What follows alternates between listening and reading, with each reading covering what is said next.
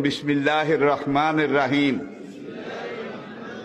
আস্তাগফিরুল্লাহ রব্বি মিন কুল্লি যামবিন ওয়া আতুবু ইলাইহি লা হাওলা ওয়ালা কুওয়াতা ইল্লা বিল্লাহিল আলিয়্যিল আযীম। তাওবা ইয়া আল্লাহ, তাওবা ইয়া আল্লাহ, তাওবা ইয়া আল্লাহ, তাওবা ইয়া রাব্বি, লা ইলাহা ইল্লাল্লাহু মুহাম্মাদুর রাসূলুল্লাহ। আল্লাহর কসম, পিছনের জীবনে সব গুনাহ আল্লাহ মাফ করে দিয়েছে এই তওবার কারণে, সব মাফ করিয়া লাইছে।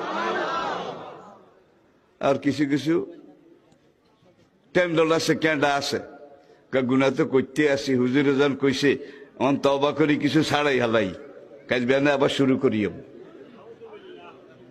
এদের তওবা কবুল হবে না। মনে রাখতে হবে তওবা করছি করছি, শাসা বলবে হালা কইছি কইছি, তওবা করেছি করেছি, জীবনে আর গুনাহ।